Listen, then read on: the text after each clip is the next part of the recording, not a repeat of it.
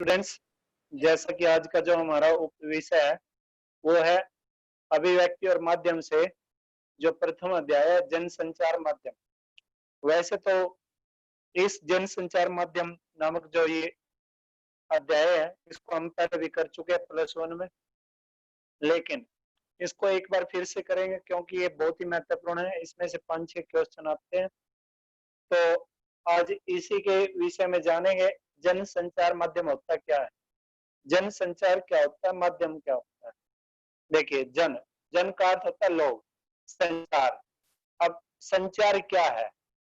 संचार जो होता है, संचार का अर्थ होता है चलना या फिरना, यानी कि एक जगह से दूसरी जगह तक पहुंचना। यानी कि इसको अगर इसका वास्तविक अर्थ ले तो वो क्या बनेगा? वास्तविक अर्थ वास्तविक अर्थ होगा कि जब विचारों का एक जगह से दूसरी जगह तक जब एक जब विचार एक जगह से दूसरी जगह तक पहुंच जाते हैं, यानी कि विचारों का आवंटित होना ही संचार है। ठीक है। अब माध्यम माध्यम क्या होते हैं? जैसे रेडियो है, टेलीविजन है, ठीक है, मोबाइल फोन है, ब्लैक बोर्ड है, कोई भी जनसभा होती है उसके माध्यम से उसको माध्यम बनाकर, यानी कि रेडियो को, टेलीविजन को, जनसभा को, ब्लैक बोर्ड को, मोबाइल फोन को, इंटरनेट को, इन्हें माध्यम बनाकर हम क्या करते हैं? अपने विचारों को लोगों तक पहुंचाने की कोशिश करते हैं। ठीक है।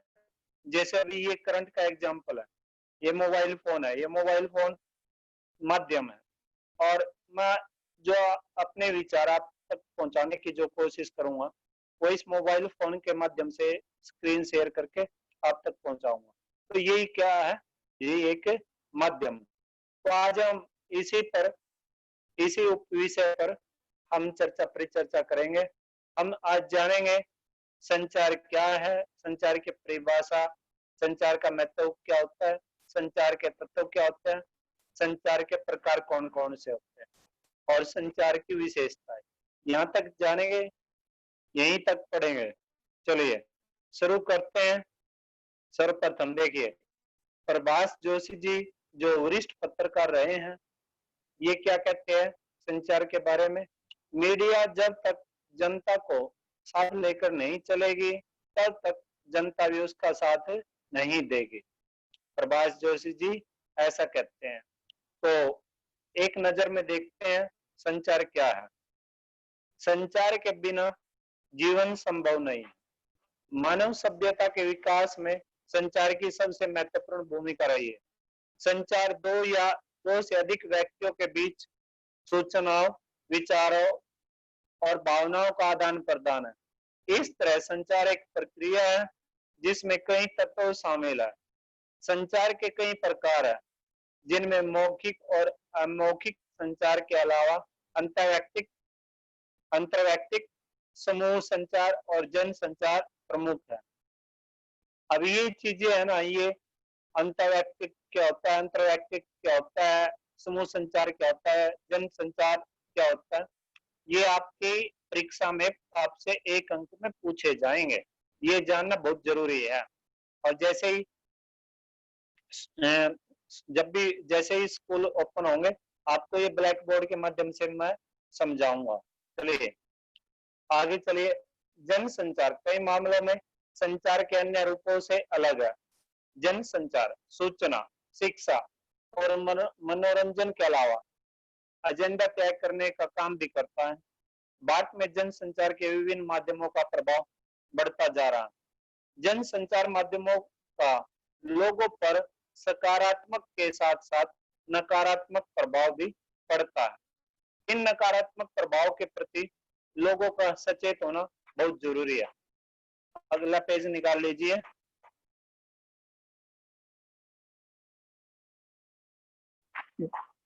आगे है संचार परिभाषा और महत्व। जरा सोचिए, क्या आप बिना बात किए रह सकते हैं? शायद नहीं।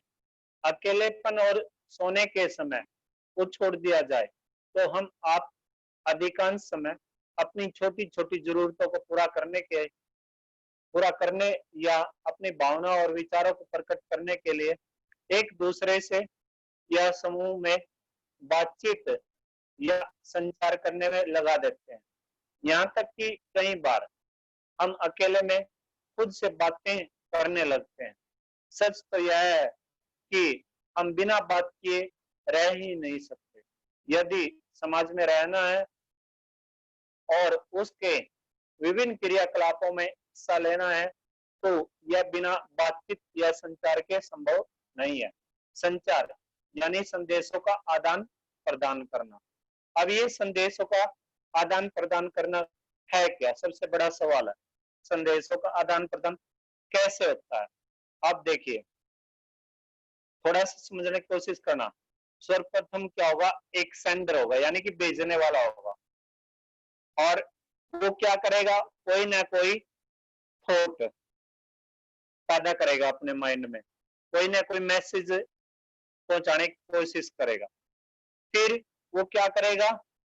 कोई ना कोई माध्यम, किसी न किसी माध्यम से उस संदेश को, उन विचारों को वो पहुंचाने की कोशिश करता है, और वो फिर क्या हो जाता है? रिसीवर तक पहुंच जाते हैं। यानी कि जो प्राप्त करता है वो उन विचारों को, यानी कि जिसने विचारों को या संदेशों को भेजा है, जिस भी जरिए से वो किस तक पहुंच जाते हैं? प्राप्तकर्ता तक पहुंच जाते हैं।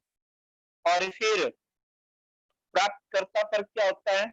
उसका क्या इफेक्ट पड़ता है, यानी कि क्या प्रभाव पड़ता है?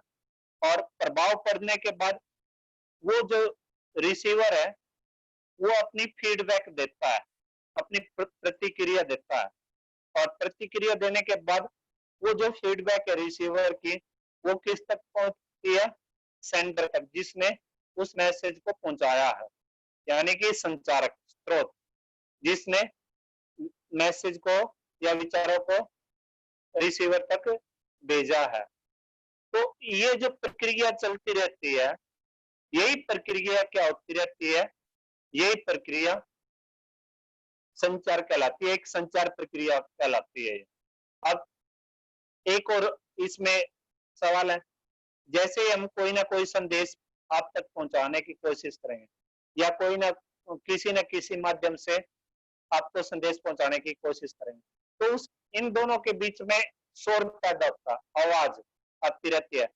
जैसे हम मान लीजिए कोई संदेश पहुंचा रहे हैं आप इंटरनेट से, मोबाइल से, कहीं ना कहीं किसी न किसी अन्य व्यक्ति की, अन्य जानवर की या अन्य किसी भी चीज की आवाज बीच में कई बार डिस्टरबेंस पैदा करती है, आती रहती है। ऐसे माध्यम में कई बार आप देखते नहीं हो, हम मोबाइल फोन से या टेलीविजन से कोई न कोई फिल्म या किसी न किसी प्रकार से कुछ न कुछ शिक्षा से संबंधित जानकारी प्राप्त कर रहे हैं, लेकिन बीच में कोई ना कोई बाधा उत्पन्न हो जाती है, या तो लाइट चली जाती है, या फिर आपका जो नेट है वो काम करना छोड़ देता है, या फिर कोई अन्य प्रकार की जो बाधा है वो आनी शुरू हो जाती है। तो इसमें बीच में शोर भी पैदा होता है, कई बार बगैर शोर के भी संदेश रिसीवर तक पहुंच जाता है। तो कहने का जो तात्पर्य मेरा ये है, जो संचार प्रक्रिया है, कम्युनिकेशन प्रोसेसिंग, वो क्या होती है? पहले सेंडर होगा, यानी कि एक भेजने वाला होगा। भेजने वाला अपने माइंड में क्या करेगा? थॉट या मैसेज पैदा करेगा। वो फिर उन थॉट को, उस संदेश को पहुंचाने के लिए किसी न किसी माध्यम में क्या आ जाएंगे? Television, radio, mobile phone, internet, कोई भी जनसभा, इस तरह के जो माध्यम होते हैं उनका प्रयोग करेगा, उनके माध्यम से अपने संदेश को पहुंचाने की कोशिश करेगा, और वो संदेश फिर किस तक पहुंच जाएगा? प्राप्तकर्ता तक, यानी कि रिसीवर तक। और रिसीवर पर क्या होगा? वो जैसे उस संदेश को पाएगा, उसको पढ़ेगा, तो उस पर एक इफेक्ट पड़ेगा। इफेक्ट पड़ने के बाद वो अपनी फीडबैक देनी शुरू करेगा, और वो जो फीडबैक है वो किस तक पहुंच जाती है? संचारक तक, यानी कि जिसने संदेश भेजा है, सेंडर। तो इस तरह से ये जो प्रक्रिया चलती रहती है, यही कम्युनिकेशन प्रोसेसिंग होती है। इसी को हम कम्युनिकेशन प्रोसेसिंग बोलते हैं, यानी कि संचार प्रक्रिया। ठीक है, तो देखिए, पढ़िए आगे चलिए। यहाँ तक कि कई बार हम अकेले में खुद से बातें करने लगते हैं। सच तो यह है कि हम बिना बात किए रह ही नहीं सकते। इन पंक्तियों को हम पढ़ चुके थे। दूसरे पैराग्राफ पे आइए। जरा सोचिए कि क्या आप चुप रह सकते हैं? पहली बात तो यह है कि आप बहुत देर तक चुप नहीं रह सकते। लेकिन अगर आप चुप रहना भी चाहें तो क्या आप चुप रहते हुए भी कुछ कह नहीं रहे होते? जैसे अगर आप घर या स्कूल में चुप बैठे हो, घर या स्कूल में चुप बैठे हो तो भी आप कुछ कह रहे होते हैं। हो सकता है आप नाराज हो, या फिर उदास हो, या फिर कुछ सोच रहे हो। आपका कोई दोस्त आपको चुप बैठा देख पूछ सकता है कि क्या आप किसी से नाराज हैं या किसी बात पर उदास हैं। इसका अर्थ यह हुआ कि जैसे आप कुछ कहकर संचार कर रहे होते हैं, उसी तरह कुछ न कहकर भी संचार कर रहे होते हैं। यानी कि जो संचार करने के लिए ये जरूरी नहीं है कि दो ही व्यक्ति होने जरूरी है। यानी कि संचार अकेले में भी हो सकता है। और अकेले में कैसे होता है? जैसे आप उदास होते हो, नाराज होते हो, या अकेले में आप बिल्कुल चुपचाप बैठे हो, तो उस टाइम, जिस टाइम आप नाराज हो, उदास हो, अकेले बैठे हो, उस समय आपके मस्तिष्क में कुछ न कुछ सवाल जवाब चल रहे होते हैं। आपका जो दिमाग है वो कहीं ना कहीं काम करता रहता है। और ये जो दिमाग में तरह तरह के जो सवाल जवाब, तरह तरह की जो विचार पैदा होते रहते हैं, ये भी क्या करते हैं? ये संचार का ही काम करती है। मान लीजिए किसी ने आपके साथ झगड़ा किया या गाली गलौज हो गई किसी के साथ, आप बिल्कुल नाराज हो, उदास बैठे हो, और उदास बैठे हुए आप सोच रहे हो यार उससे तो बदला लेना ही लेना। बिल्कुल किसी से कोई बोलचाल नहीं, कुछ नहीं, लेकिन आप चुपचाप बैठकर सोच रहे हो यार मोहन मोहन से तो ऐसे बदल जाना, मेरी तो कुछ भी गलती नहीं। इस तरह से आप कुछ ना कुछ सोच रहे होते हैं। ठीक है, चलिए आगे चलिए। हम चाहे या न चाहे अपने दैनिक जीवन में हम संचार किए बिना नहीं रह सकते। वास्तव में संचार जीवन की निशानी है। मनुष्य जब तक जीवित है वह संचार करता रहता है। यहाँ तक कि एक बच्चा भी संचार के बिना नहीं रह सकता। वह रोकर या चिल्लाकर अपनी माँ का ध्यान अपनी ओर खींचता है। एक तरह से संचार खत्म होने का अर्थ है मृत्यु। वैसे तो प्रकृति में सभी जीव संचार करते हैं, लेकिन मनुष्य मनुष्य की संचार करने की क्षमता और कौशल सबसे बेहतर है। अक्सर यह कहा जाता है कि मनुष्य एक सामाजिक प्राणी है और उसे सामाजिक प्राणी के रूप में विकसित करने में उसकी संचार क्षमता की सबसे बड़ी भूमिका रही है। अब जैसा कि इन्होंने पुस्तक में, आपकी पुस्तक में जैसा कि एग्जाम्पल दिया हुआ है बच्चे का, अब सपोज कीजिए एक छोटा बच्चा है, जैसे उसे भूख लगती है तो जैसे वो रोना शुरू करता है या चिल्लाना शुरू करता है तो उसकी वो एक प्रक्रिया होती है, संचार प्रक्रिया। यानी कि वो अपना संदेश अपनी माँ तक या किसी न किसी व्यक्ति तक पहुंचाने की कोशिश करता है, रोकर या चिल्लाकर। ठीक है, तो इस तरह से हम अपना जो संदेश है कहीं ना कहीं किसी न किसी माध्यम से एक दूसरे व्यक्ति तक पहुंचाने की कोशिश करते हैं। ठीक है, चलिए आगे चलिए। परिवार और समाज में एक व्यक्ति के रूप में हम अन्य लोगों से संचार के जरिए ही संबंध स्थापित करते हैं और रोजमर्रा की जरूरतें पूरी करते हैं। संचार ही हमें एक दूसरे से जोड़ता है। गौर से देखिए तो सभ्यता के विकास की कहानी संचार और उसके साधनों के विकास की कहानी है। मनुष्य ने चाहे भाषा का विकास किया, या लिपि का या फिर छपाई का। इसके पीछे मूल इच्छा संदेशों के आदान प्रदान की ही। दरअसल संदेशों के आदान प्रदान में लगने वाले समय और दूरी को पाटने के लिए ही मनुष्य ने संचार के माध्यमों की खोज की।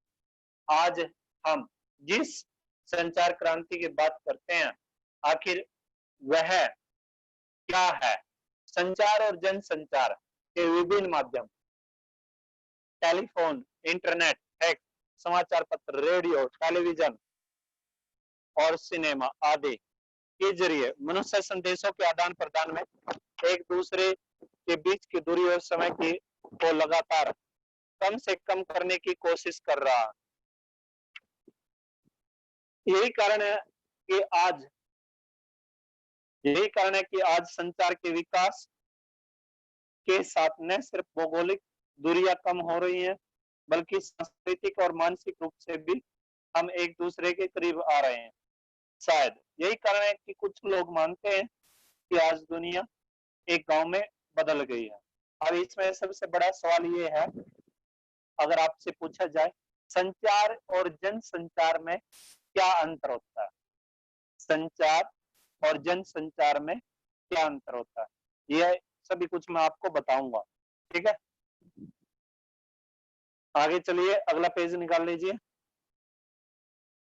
दुनिया के किसी भी कोने में कोई घटना जन संचार माध्यमों के जरिए कुछ ही मिनटों में हमें खबर मिल जाती है।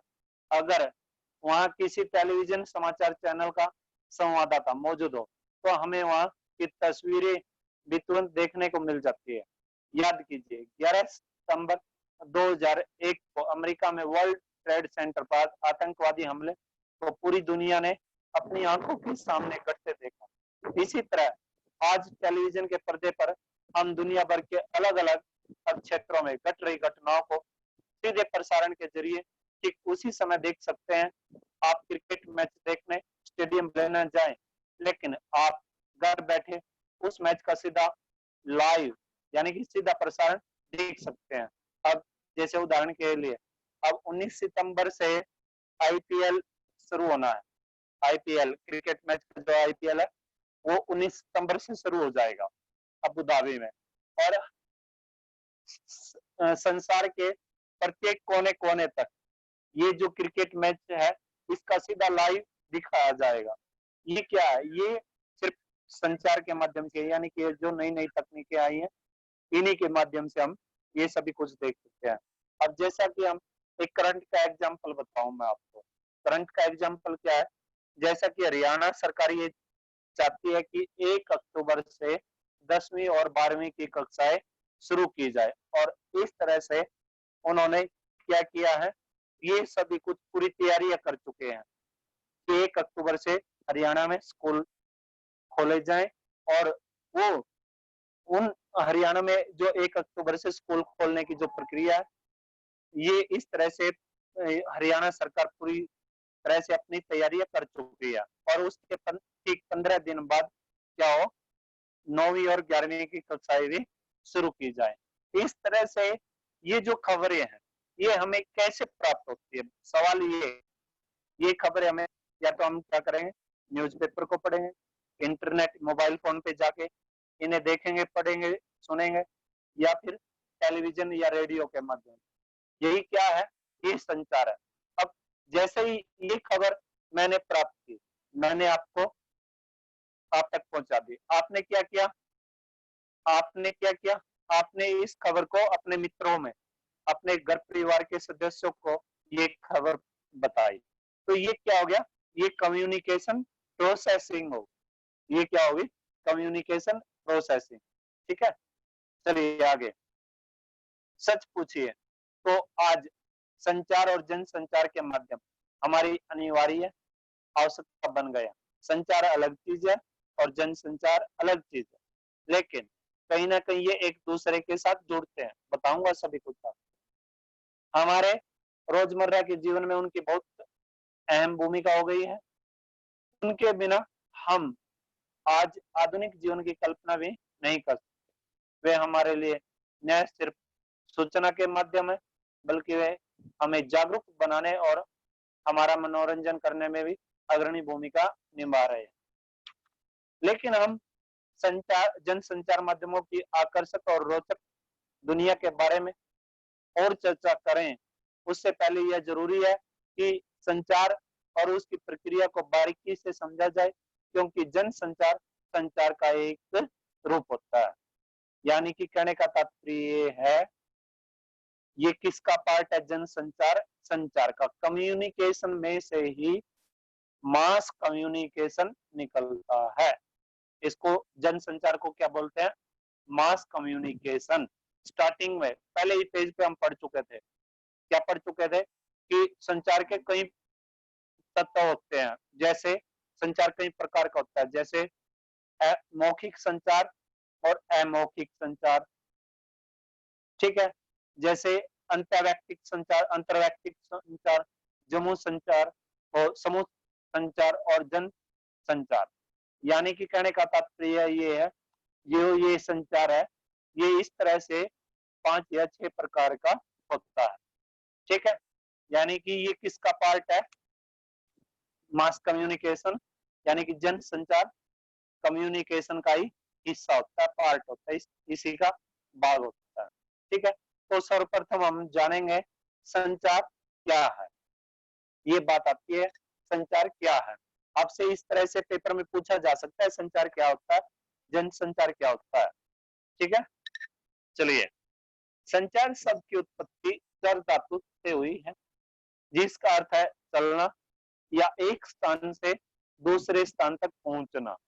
अब क्या पूछते हैं?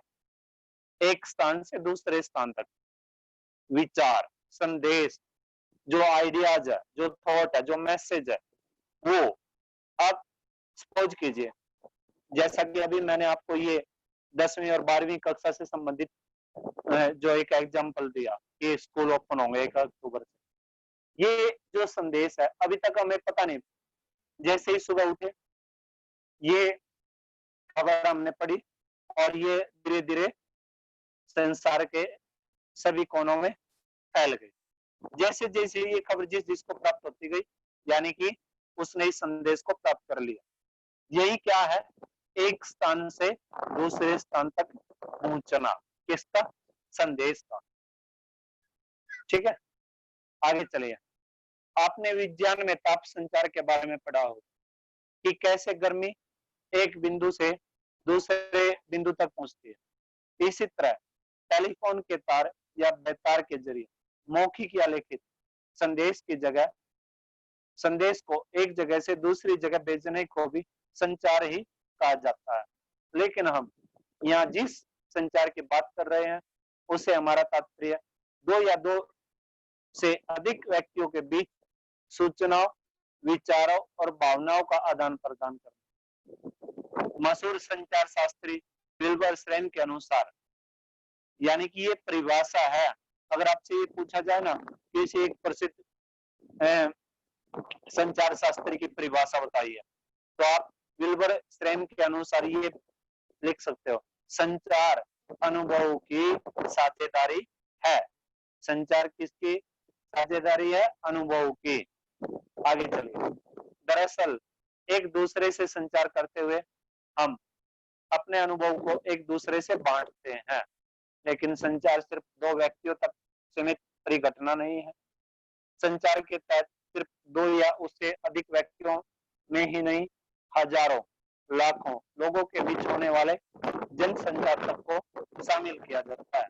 इस प्रकार सूचनाओं, विचारों और भावनाओं को लिखित, मौखिक या दृश्य श्रव्य माध्यमों के जरिए सफलतापूर्वक एक जगह से दूसरी जगह पहुंचाना ही संचार है। और इस प्रक्रिया को अंजाम देने में मदद करने वाले तरीके संचार माध्यम कहलाते हैं। अब दृश्य सर्वे क्या होता है, ये जान लीजिए। दृश्य सर्वे माध्यम, दृश्य माध्यम जिनको हम देख भी सकते हैं और सुन भी सकते हैं।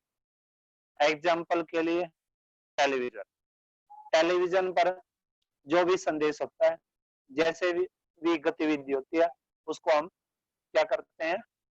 सुन भी सकते हैं और उसे देख भी सकते हैं।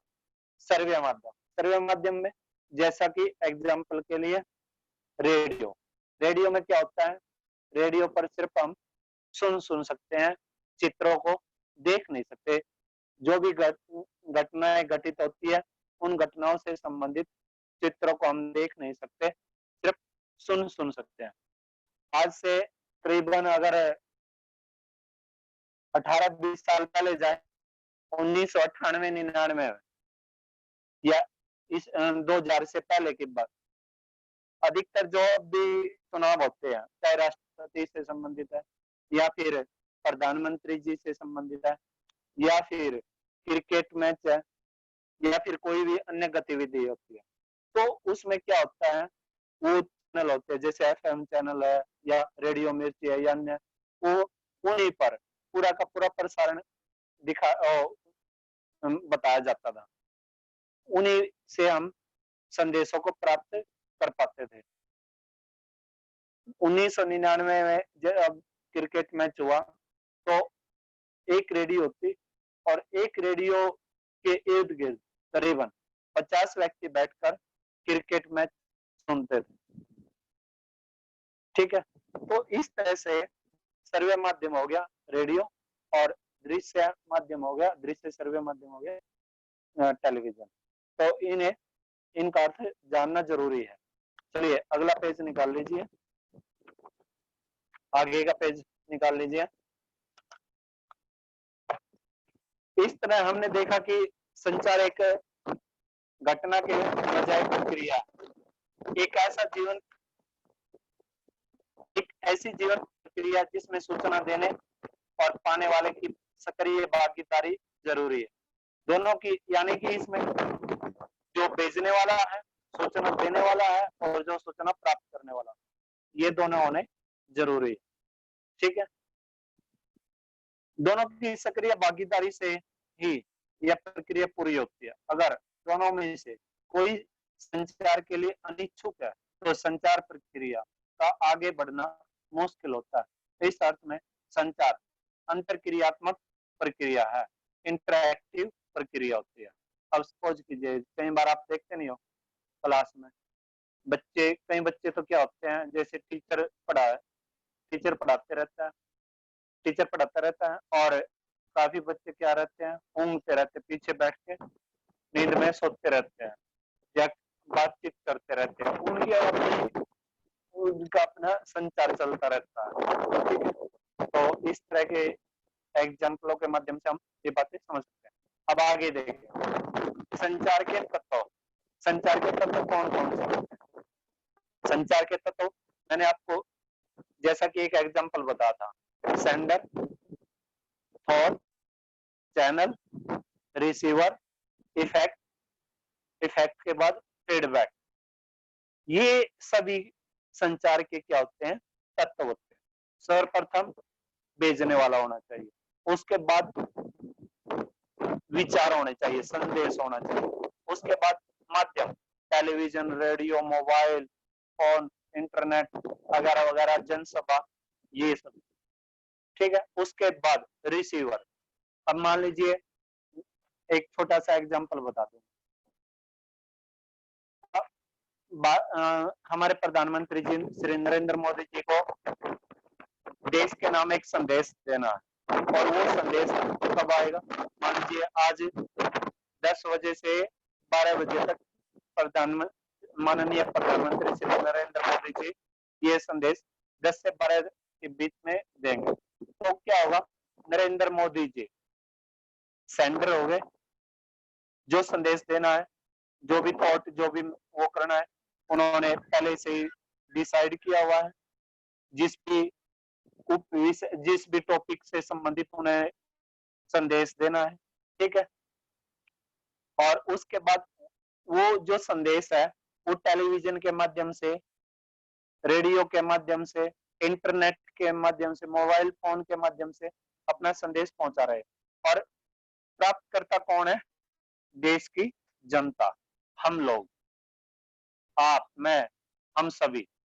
और जैसा ही हम माननीय प्रधानमंत्री श्री नरेंद्र मोदी जी के विचारों को जानेंगे, तो उन विचारों को सुनकर हमारे ऊपर क्या इफेक्ट पड़ता है। जैसे अभी मान लीजिए हरियाणा में लॉकडाउन लॉकडाउन को सख्ती लॉकडाउन लगा दिया जाए और सख्ती के साथ, और ये संदेश हमने प्राप्त कर लिया, तो हमारे अंदर कैसा इफेक्ट हुआ?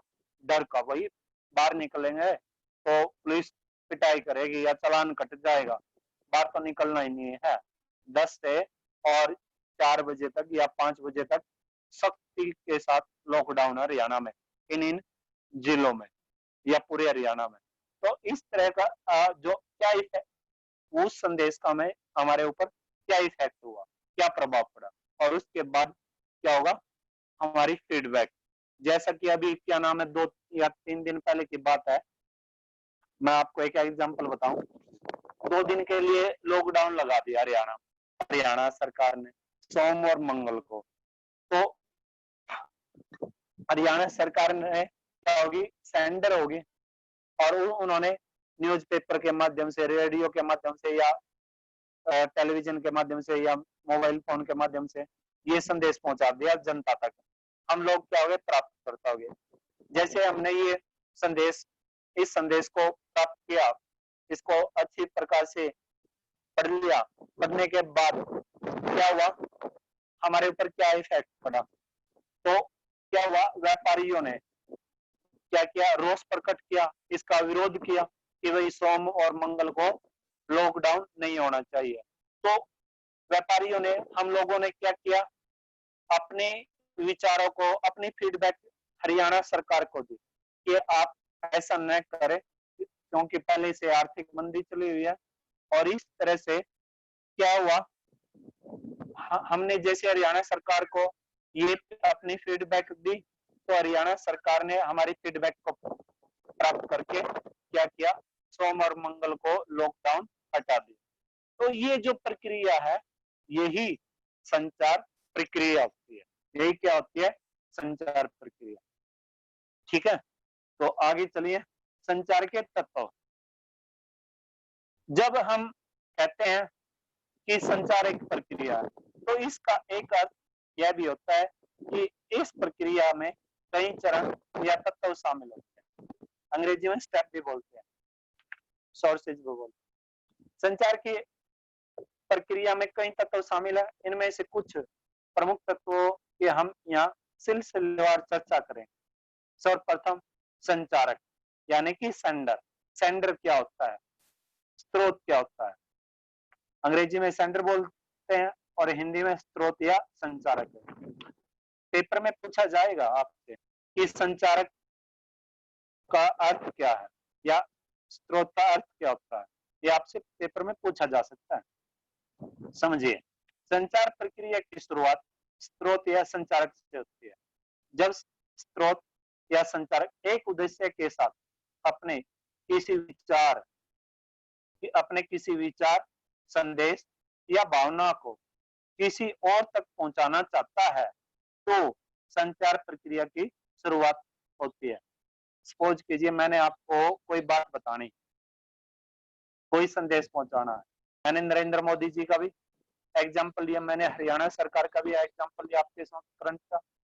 तो जब सपोज कीजिए आप है, मान लीजिए निकिता है, खुशी है, या करोगे आपको, आप पहले से ही उस टॉपिक से, उस विषय से संबंधित आपने मस्तिष्क में विचार पैदा किए हुए होंगे। सर मुझे तो ये संचार समझ ही नहीं आया, जन संचार और संचार में क्या अंतर होता है, सर दोबारा बताइए। इस तरह से आपने जो भी संदेश या जो भी भावना आपने किसी तक पहुंचानी है, वही क्या होता है, वो जो पहुंचाने वाला होता है ना, वही संचारक होता है। यानी कि संदेश, विचार या भावना को पहुंचाने वाला जो होता है, उसको हम क्या कहते हैं, उसको हम संचारक कहते हैं। जैसे आगे चलिए, जो हमको स्रोत या संचारक मान लें, आपको इतिहास की एक किताब चाहिए, लेकिन इसके लिए आपको अपनी कक्षा के एक मित्र से आग्रह करना पड़ेगा। इस तरह जैसे आप किताब मांगने की सोचते हो, संचार की प्रक्रिया शुरू होती है। जाहिर है कि किताब मांगने के लिए आप अपने मित्र से बातचीत करेंगे, या उससे लिखकर संदेश भेजेंगे। बातचीत या संदेश भेजने के लिए आप भाषा का सहारा लेते हैं। ठीक है, बाकी कल करेंगे। चलिए आप में से